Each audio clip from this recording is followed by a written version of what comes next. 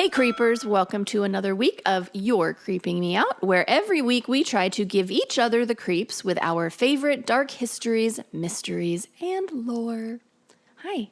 Hi. I feel like I haven't seen you in so long. It's been a minute, Too it long. feels like. Too long if you ask me. So before we get started this week, I have 2 corrections from previous James.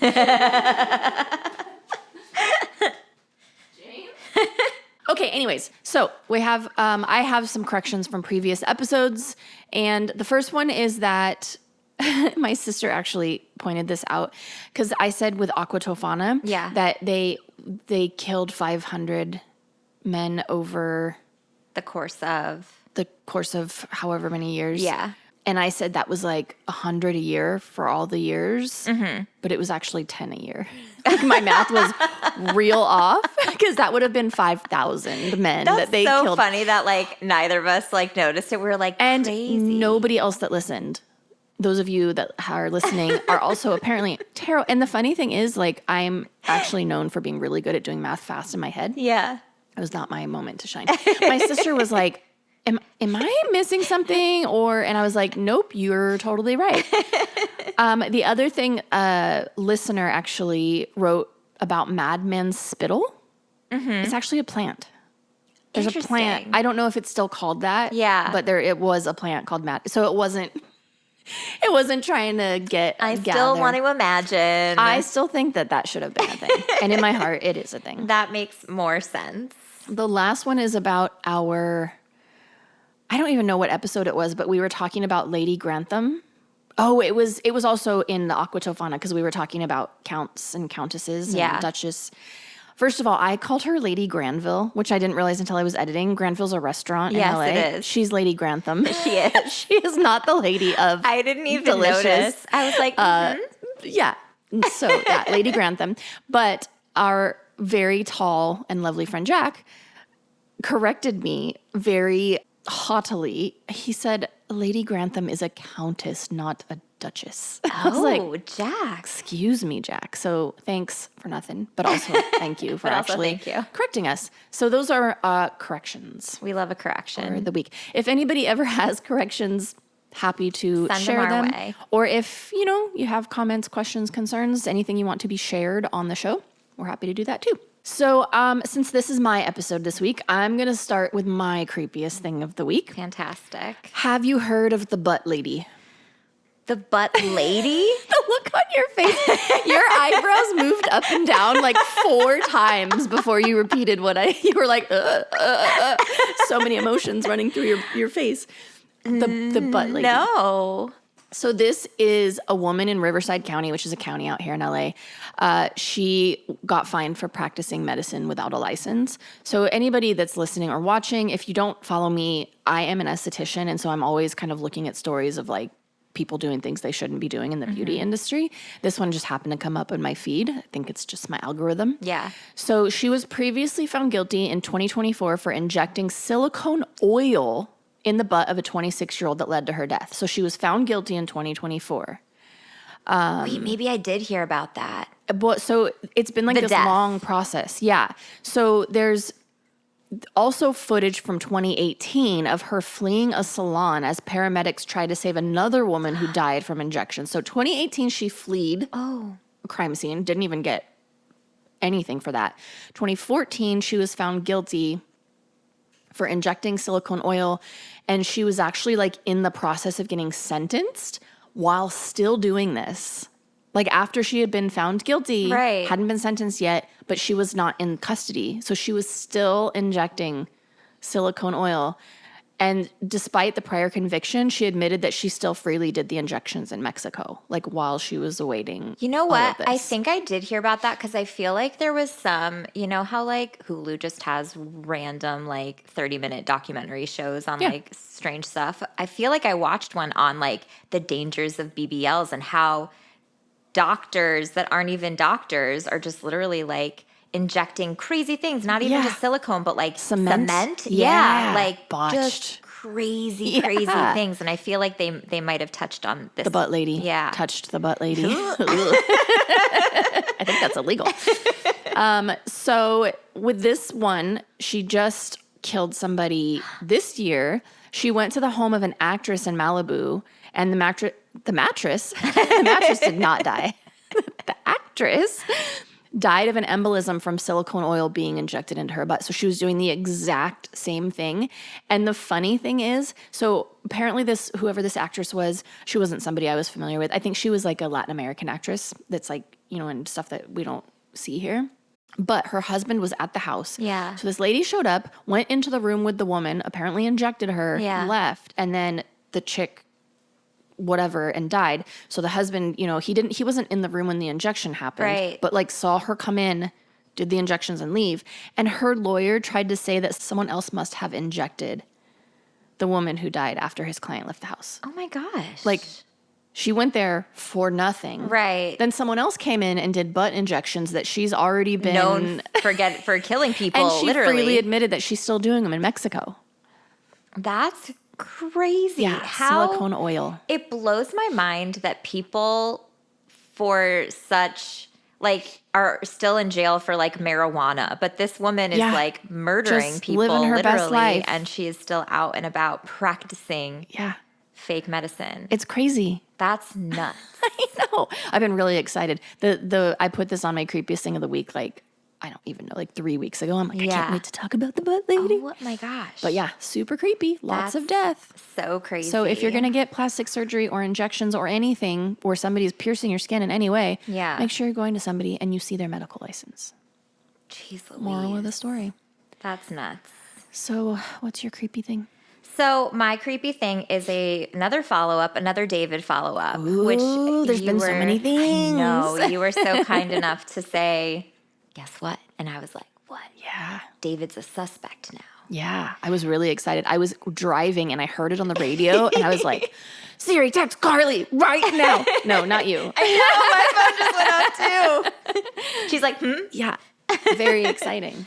But then I also, because I was pulling up information before this, there was apparently another news update 4 hours ago where there's a hold on the case where they're not allowed to say the cause of death. They're not allowed to release any information, which is crazy, but also it's to protect, to make sure that they can protect the case. I mean, for sure. like I was saying last time that we talked about this, from what I read, a lawyer kind of dissecting it, is they know David did it, but they just can't pin it on him yet. So they're trying to build that case. Yeah. But I was reading today an article. So last time, we talked that her body had been too badly decomposed. So he had cut off her head and all her limbs. So they found the torso intact and the head intact, but the limbs were cut in small pieces. Oh my God. I'm like, why would you leave a torso intact? A limb? I mean, you think about a leg. You could just bend the knee. Yeah. Why would you have to chop it up? Maybe they started with the limbs. Oh, and they're this is just too much. This is a lot. Yeah. Oh, and then, so the reason the medical examiner is having a hard time finding the cause of death, not only was she really badly decomposed, but at some point, a lot of the tissue had been frozen. And so that gets in the way of them being able to identify certain things. Because that can kill certain bacteria. Yeah, and it just destroys tissue. Yeah. That's so fascinating. Yeah. Apparently, they raided his home in LA and seized a bunch of items. Did you hear the quote where they were like, it's not something normal you should find in someone's house. Did you hear that? No. About some of the stuff? Basically, they were saying it's they found sadistic stuff. Yeah, but the quote was something, it was funny, where he basically was like, it's not normal, but it's not normal. And it's just weird in this case, but they didn't say what any of the stuff was. So I'm like, it's so vague. Okay, now I want to see if, they said that a private investigator claimed some of what they found was sadistic in nature, things you could use to get rid of a person if you wanted to, but stressed it is not a crime just ordering these things. Yes, that's exactly what it's okay, if it's stuff that you could really easily kill somebody with, I get it, it's not a crime to order the stuff, but also You're There like, should I'm going to buy be- lime and a saw and a rope. And some rope and some tape and bags. Yeah. Yeah. I feel like I thought about that while watching like Breaking Bad, when he's like just at Home Depot and he's like getting like All the stuff to make the the meth. acid and the for the stuff to bodies. like to decompose the body or whatever. Yeah. It's That's so easy. But so that's the thing crazy. too, is like in this day and age, like people that get busted killing their husband because they typed like how to get away with killing your husband. It's like, go to the public library and do that. Like go somewhere Yeah. else. Like why are you doing that on your technology? Did you see that woman? Now we're just going on a true crime like A rampage. the woman who in Boston that was arrested for supposedly killing her husband, but she didn't. It was like he was a cop and basically like his cop friends like killed him and then tried to like made pin it it look on like her. it was her. Oh, Yeah, wow. and like literally, so what happened was I don't remember exactly like what happened to him, but they made it look like she backed into him and then just like drove away. Dang. And so like one of the things though at their house, like, and these are police officers, like literally Googled like, how long does it take for someone to die in the snow or something my like that? Yeah. Like, that's crazy. yeah. People are wild. People are wild. All right, well, this is my week to creep you out, and I'm very excited because sometimes we give each other little hints about what we're going to be talking about or like a little breadcrumb, but you have no breadcrumbs. I have no breadcrumbs. So I've been thinking about kind of like the direction to go in my side of my topics, and I was kind of thinking of doing kind of a heading of a topic and then make subtopics under it. Okay. So let's say I do like terrible husbands or I do like bad families or whatever, and then, you know, rotate them every so often. Yeah. I don't know if like January would be terrible husbands month or February. Like I don't know if we're going to get that intense. But one of the sort of like heading topics that I came up with is what a dick. Love it. Because there's so many dickish people in history that did really terrible things. And one, because it's Christmas, and two, because it just has such a lovely ring. This month or week, it's what a dick, Charles Dickens. Like, who better to start what a dick with? Obsessed. It's just, I can't wait to type it out when I'm doing the title of the podcast. So, what do you know about Charles Dickens? Just the basics. Like he the was a stuff writer. Do you know any of the why he was a dick? I don't really know. Excellent. Yeah, like any of the details of his life or whatever. I've never been curious enough to look. So I am going to start you with a quote by someone named Hogan Tora, which is an amazing That's fantastic. name. I hate Dickens. I hate his stories. I hate his poems. When I found out that Andrew Jackson, I should know how to say Jackson. That used to be my last name. When I found out that Andrew Jackson shot Charles Dickens, he became my favorite president.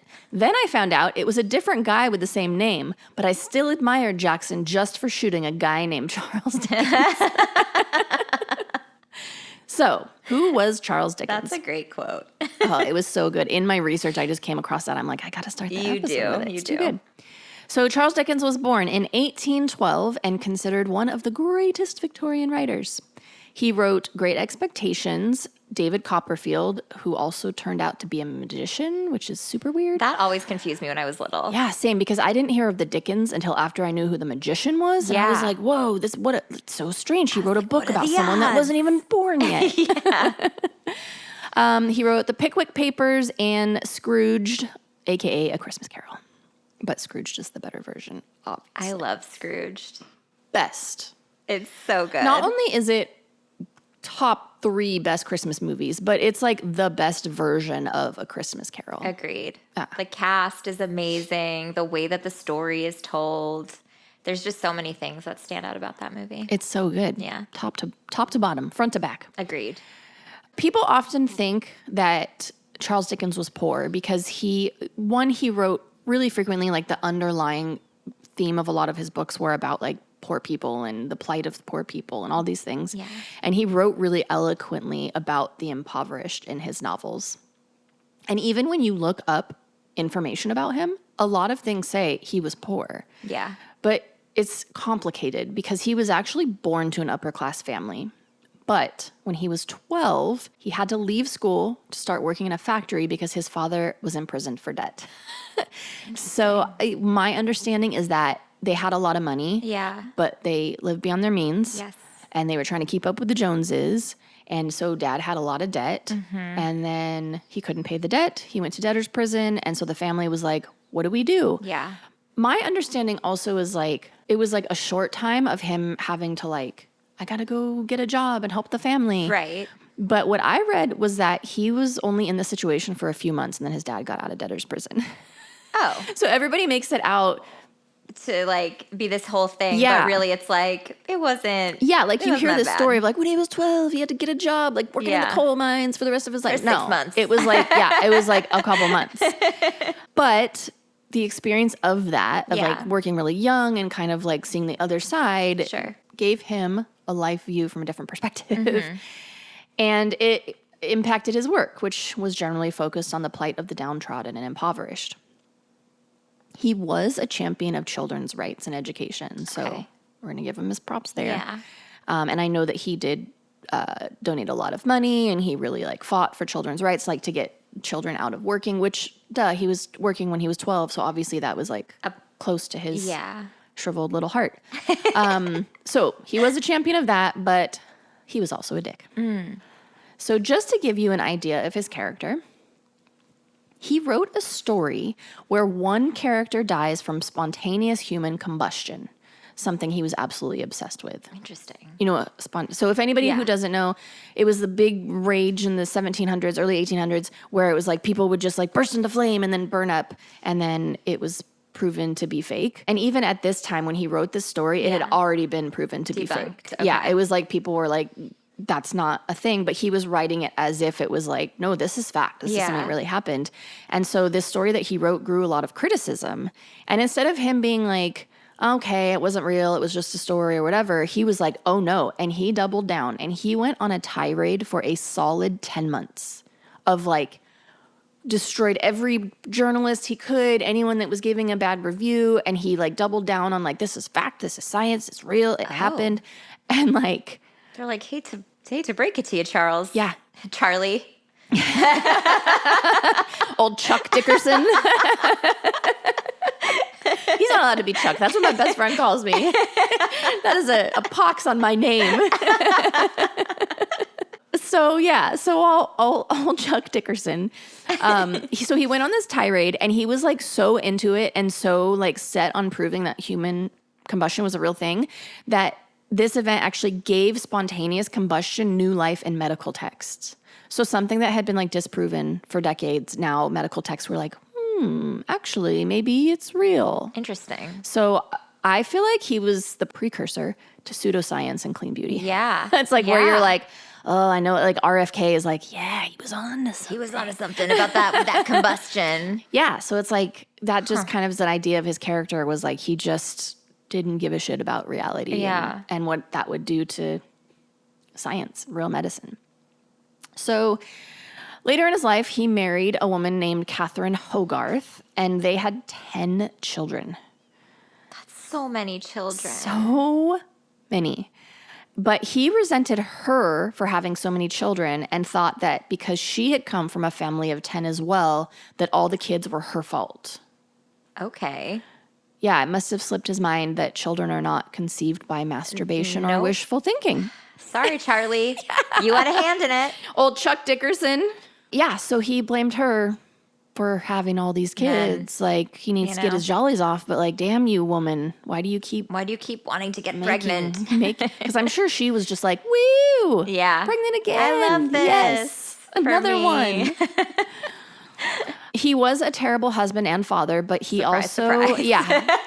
Yeah, shocker. He also had some other dark skeletons in his closet. Claire Tomalin writes, there was the feeling that he had too many sons needing to be educated and launched into the world. Boys he found noisy and difficult to communicate with.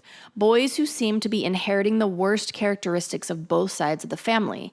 Indolence, passivity and carelessness with money.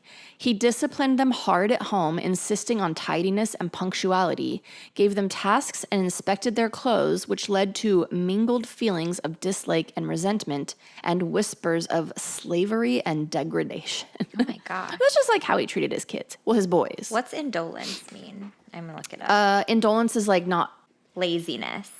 Oh, indolence is laziness. Indolence is avoidance of activity or exertion. Laziness. Oh, okay. So, yeah, that makes sense. Laziness, passivity, and carelessness. Yeah. Basically, they're just like spoiled little shits. Yeah. Which they might have been, but also that is because of the way you're parented. Exactly. So, yeah, he didn't really love his kids so much. That's nice of him. Yeah.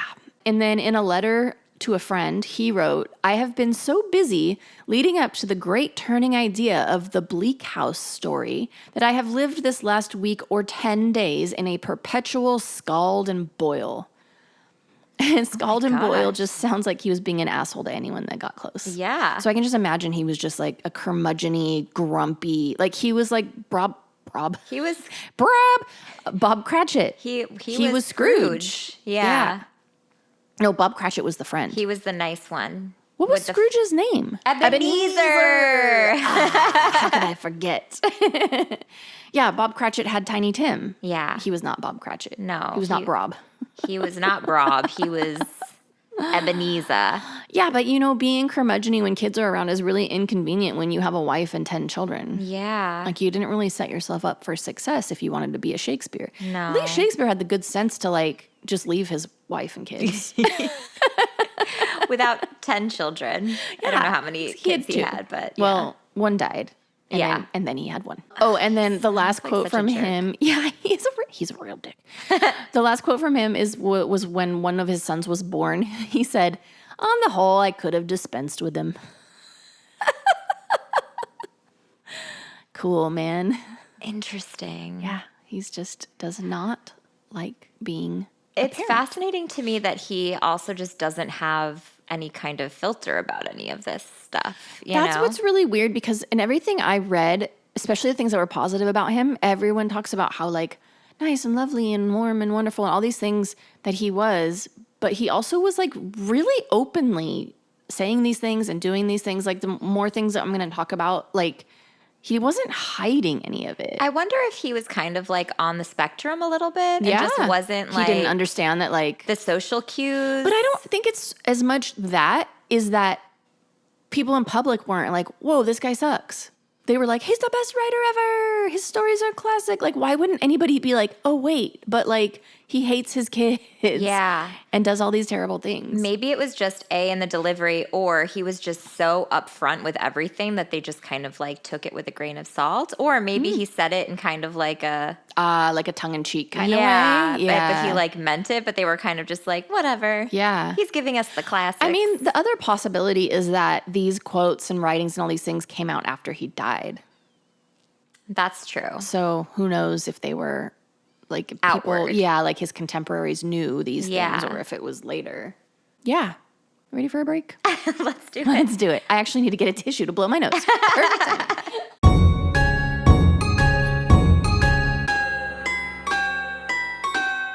It's really funny. I didn't think it was for me. The picture of A Christmas Carol is Jack Skellington. So random. It's so random. He kind of looks like look at his silly hair. Well, I feel like we should actually put this in the episode. So we're back.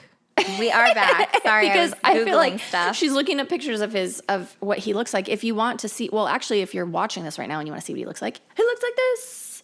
But if you are not watching this, check out our Instagram. I'll put pictures up of what he looked like. But he is very Tim Burton-esque in his hair. Yeah. He like made some choices, I feel like. As they do. You know? Yeah. It's like instead of doing a comb over, he's like, maybe if all my hair's really close to the front of my face, they won't notice that I'm bald on top. And he like pressed it down so that it would curl. Like, yeah. Yeah. He's got like a little smirk. I do like his velvet lapels though. I feel like they're kind of like giving me vibes right now. They are. And his beard is... His hair is kept so his beard can be unkept. His beard is very straight out of his face. But then also like, yeah. You know? I just love the next swirl. The next swirl is a little Munchkinland. He could be the mayor. He does look like the He mayor. 1000% looks like the mayor of Munchkinland. We should A-B them next to each other. If you're watching, is there a resemblance? Okay, back to business. Okay. So Catherine, his wife, had birthed their 10th child, and after that, he grew tired of her, as they do. As they do. He said that she had lost her good looks and she was growing old. Oh my gosh, typical. Yeah. He even tried to have her locked in an asylum. And at this time, it was really easy for husbands to lock their wives into asylums. So I can only imagine how sane and lovely she probably was for him to not be successful in doing it. Or for how like curmudgeon-y people must have known like him to be like. Yeah, because he also at this point, he was famous in his lifetime. Yeah. So for a famous, well-regarded, respected person to not be able to get his wife in an asylum was actually difficult. So that was this Catherine? They were like, Catherine's fine. She can't be. She's not crazy. No. And the doctor that he tried to have do this was actually one of his buddies. The doctor also didn't believe in just like locking women up because they had cramps. Like that, he was actually a really good doctor for his time. Good. So luckily, that's who Dickens went to. Wasn't successful. And he was like, Charlie, yeah, just divorce her. Yeah. Well, but that's the problem is that if he divorced her, then he would get the public judgment. But if he could have her declared insane, he could lock her up and be rid of her, but not have anything on his conscience or have any public judgment. So that was the problem is he didn't want to just get divorced because then it would reflect badly on him. He was very he was known to be warm and wonderful and had lots of friends. So he didn't want people to know. To judge. Which is what makes me think like these like quotes and writings and things that are bad. Must have been found after the fact. Yeah. That makes sense. Because I don't think he would have been so open with that. Yeah. With how much he tried to sweep this marriage Charles under the is rug. wonderful, but he hates his children. Exactly. So Dickens called the doctor he tried to get to commit Catherine, who was one of his besties, a wretched being and a medical donkey.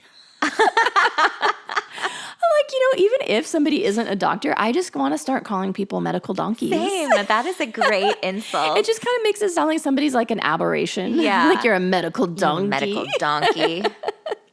I feel like this podcast is giving me a whole new vocabulary of ways to insult people. Agreed. It's good.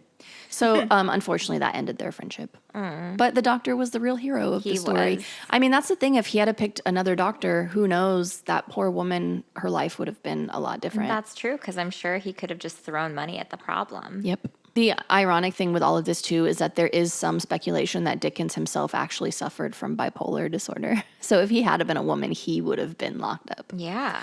But it also makes sense that he had these two very separate personalities and lives and that kind of thing. That makes a lot of sense. But we do not speculate here at You're Creeping Me Out. This is just speculation based on things I've read. Yeah, Yes, exactly. yeah. But I do think it's ironic. If that was the case, that would have been kind of funny. I think it does make sense based on the highs and lows that we hear about him. Yeah, he definitely sounds very unpredictable. Yeah. So Catherine had a 16-year-old sister named Mary, and she moved in with them. And it is rumored that he had an affair with her as well. And I think by this point, when she moved in and she was 16, he was like 40. Ooh. Yeah. So it's not like, oh, they were like in their early 20s. No. She was a much younger sister. Catherine was also younger than Dickens. Ew. So she had a teen sister, moved in with them, a hot young teen. And not long after that, she died in his arms. So she had some sort of illness. She died really young. I think she lived with them for less than a year. They had this rumored affair. She died in his arms, and then he wore one of her rings and a lock of her hair for the rest of his life. Wow. Yeah. It's some like Norman Bates, like some obsession. Yeah. Yeah. It was probably one of those things where he like idolized this very weird short-term thing. Yeah. I'm not convinced he wasn't a secret serial killer. No. It's very strange. Yeah. Like, I get it if that's your daughter, but also, too, he was so shitty to his kids. Yeah. It's like you're so shitty to your kids, so obviously whatever was with this girl was romantic because you don't like kids. Yeah. You don't want to be around them. Yeah. She wasn't there for maybe a year living with them. No. Like, I can't imagine. It was definitely a romantic thing. Yeah. And that's my the rest of his speculation. life, a lock of her hair and her ring. I just imagine his little pinky ring. A little pinky It ring. had to be a pinky yes. ring. Unless she was like a a woman built for breeding. I don't know. A woman with larger fingers. Yeah. No, I feel like it had to have been a pinky ring. Yeah. That's so interesting. Mm-hmm. So after Mary died, Catherine's other sister, Georgina, came to live with them when she was 15. Oh, no. And we'll talk more on that turncoat later. Okay. We're going to put her on ice. All right.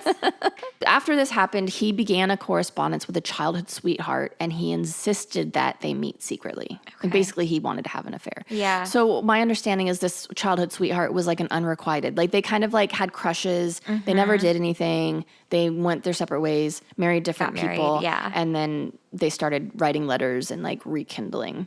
But she warned him that her appearance had changed, but he met her anyway. He decided she'd gotten too old and fat for his liking, so he ended the affair before it began. Oh my gosh. It was still happening back then, and this is why people get catfish. She literally was like, hey, I look different. Yeah. I've had kids. It's been 20 years. And he was like, no, because, you know, in his brain, he's thinking of her as a teenager. Yeah. And he likes teenagers. Yeah. And so he was like, nah, bro, you're too old and too fat. Ooh. And I mean, she dodged a bullet with that one. Yeah. But also, like, this poor woman that like traveled all that way just to be like, yeah. He did end up having an affair with a woman named Ellen Ternan when he was 45 and she was 18. How boring. She was 18. She was already legal. But still, that's real gross. Old. Yeah. Yeah, so I think when Mary... Was it just an affair or were they married? It was just an affair. He's still married to Catherine.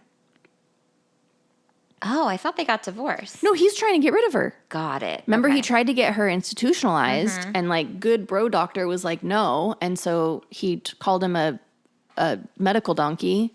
Got it. And then at that point, he can't get divorced because that's going to ruin his rep. Yeah. And so then he's like, well, I'm just going to have affairs. Got it. Because that's what men do. Yeah. Okay. So, and apparently did he they still started live together? with her sisters. Yeah. Okay. Yeah. At this point, they did still live together. With the two sisters, they lived together. Mm-hmm. Then Ellen Ternan started after the two sisters. And then, and he had a bracelet engraved for Ellen that was incorrectly delivered to his wife. Oh, no. I'm just thinking of the Love Actually scene with Alan Rickman, where he's like, Mr. Bean is like packing up the like whatever, was it perfume or no, it's a necklace. A necklace, that's right. Yeah. Yeah, so I'm imagining that whole scene. And it was engraved, so it was her initials or her name or something. And then Catherine gets it and is like, who's this Ellen bitch?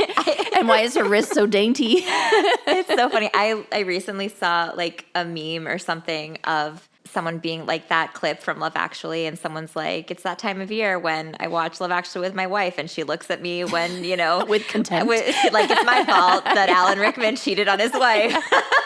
Oh my God, that scene with Emma Thompson in the bedroom my freaking with the heart. Carly Simon playing, and she's like trying to get it together for the kids. Not Carly Simon.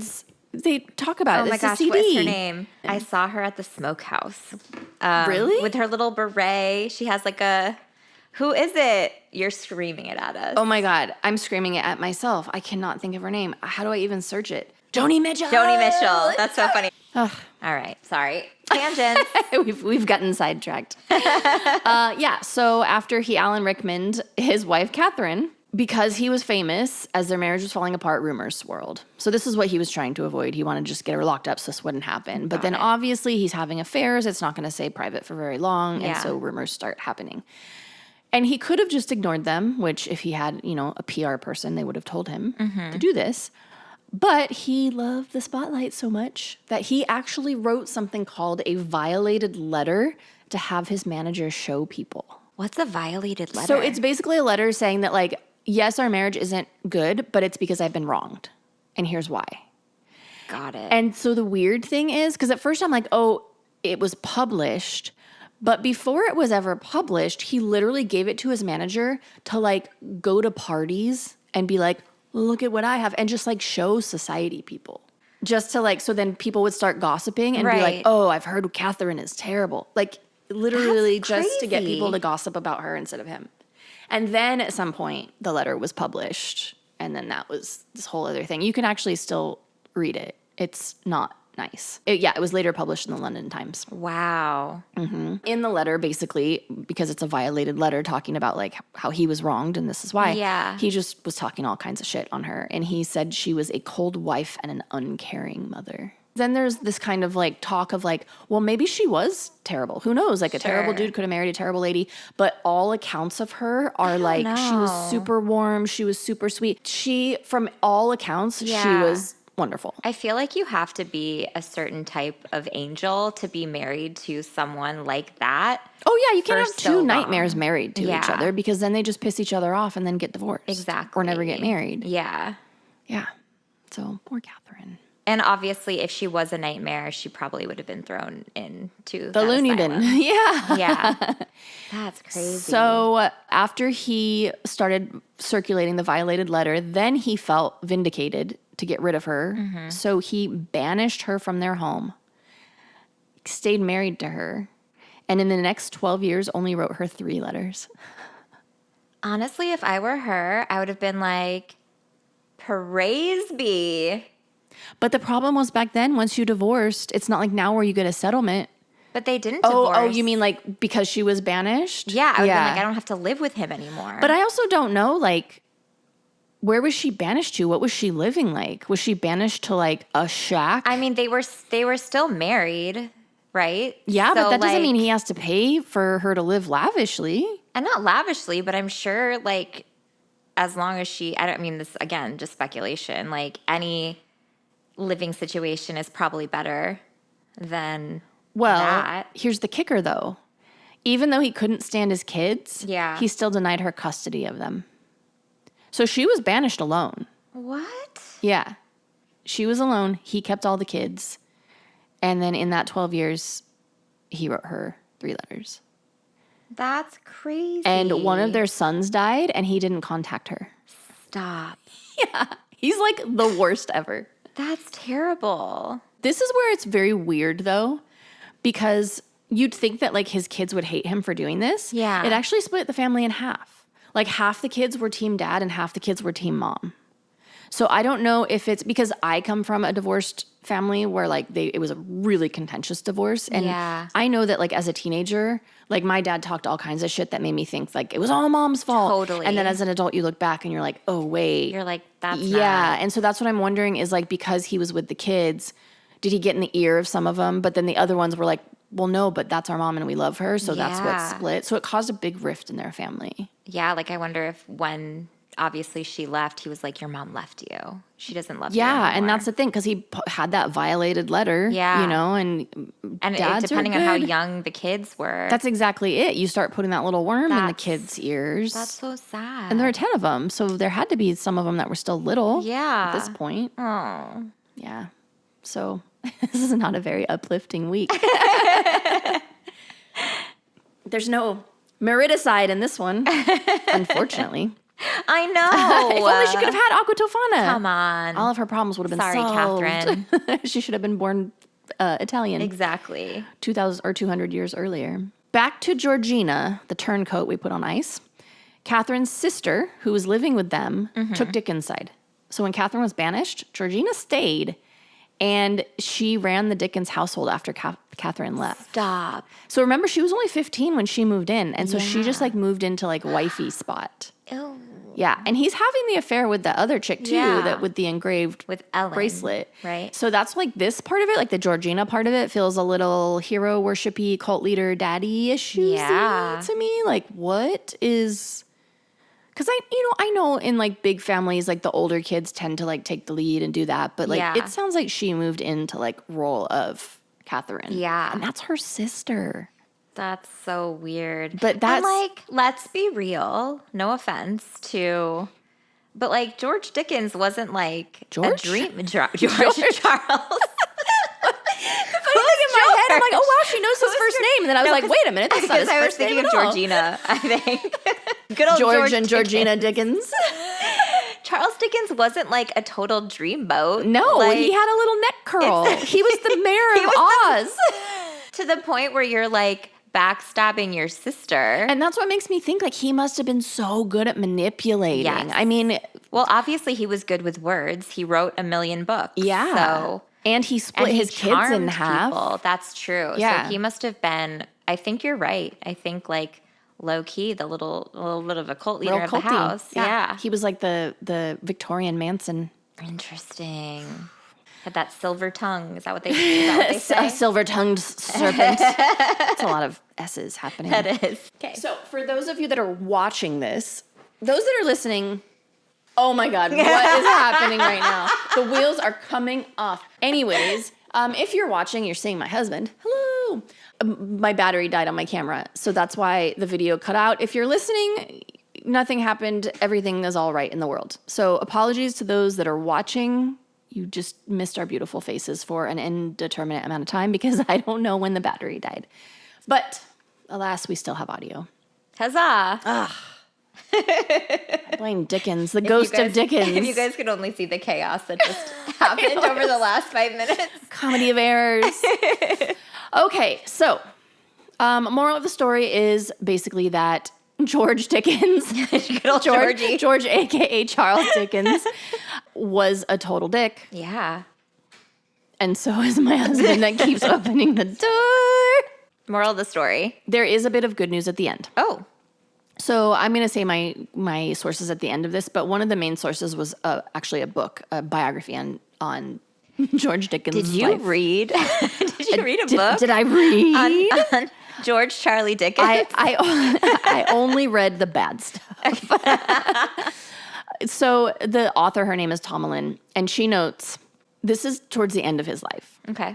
The keen and lustrous eyes were sinking in their sockets and losing their brilliance. His hair thinned, his beard grizzled, and through these years, bad health wore away Dickens's strength. Neuralgia, rheumatic pains, unspecified but unpleasant and persistent symptoms he associated with bachelor life, which was most likely gonorrhea, or syphilis. Trouble with his teeth and dental plates, piles, which are hemorrhoids. Then first his left foot, and then his right, took to swelling intermittently, becoming so painful that during each attack he became unable to take himself on the great walks that were an essential part and pleasure of his life. He died at 58 of cerebral hemorrhage. Yikes. Rest in piss, George Charles Dickens. Sheesh. Yeah. So he got his comeuppance. Man, karma. Yeah. Karma happens. Exactly. It's like I appreciate, somebody that put some beautiful art in the world. It's like J.K. Rowling. I will always love Harry Potter. I love that story, but it doesn't mean that she's not a turd. Yeah. Like turds can make beautiful things. And yeah, he was real bad to his family, and that's like, you can be bad to the public. 100%. But you should always be good to your family. Yes. Because you've heard those stories of like famous people that are like notoriously difficult to work with or whatever, but like they're still good dads and good husbands, and they turn that off when they go home. Mm-hmm. He was the opposite. So some articles defend him, saying that he was just a byproduct of his time. Yeah. He's a figure. He's a literal. He is a literal figure. He's in literature, he's a hero. And so people that are... You don't learn about that bad stuff in school. No, and people want to keep him on a pedestal because of the stories he wrote and the art that he created. So, yeah, a lot of people say he's a byproduct of his time.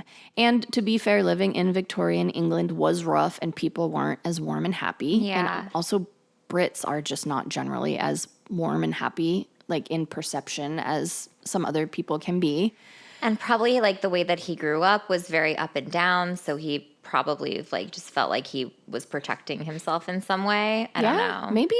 However, the thing is when you say he's a byproduct of his time and that life was rough and all that, it makes it sound like he was just kind of a jerk. But there are dozens, if not hundreds, of accounts from his friends and peers about how caring, charismatic, warm, and friendly that he was. Mm-hmm. So either he was an absolute sociopath, or he just saved all of his daily shitheadedness for his family because he was a people pleaser. Which is a bummer. Yeah, which also makes you equally a bad person. Yeah. Like just because you're nice to some people doesn't mean that you're not also horrible to other people. Because if you think about it, there was no real reason, even if he didn't like his wife, like there was no reason to do to her all of the things that he did. And by all accounts, she was a lovely woman. woman. Yeah. So it would also be different if she was like abusive or, terrible or whatever. But like, just divorce her. Yeah. Like sacrifice your image and your reputation. Both of you get on with your lives. There's ways to do it. Yes, exactly. Even in Victorian times. Yeah. So in closing, just because the work from a man is great does not mean it came from a great man. So Here. Yeah. Huzzah! That's Russian or not Dickensian. So my two main sources were Charles Dickens, A Life by Claire Tomalin, and Charles Dickens Was a Ruthless Victorian Husband Like My Great-Grandfather by Ian Jack. So that is all I've got. Do you have anything else? No. Fascinating. Who knew? I know, right? I hope I didn't ruin anybody's life. Probably David Copperfield's. He's like, God damn it. That book. All right, friends. Thanks for watching and listening. And until next time, creep it real. Bye.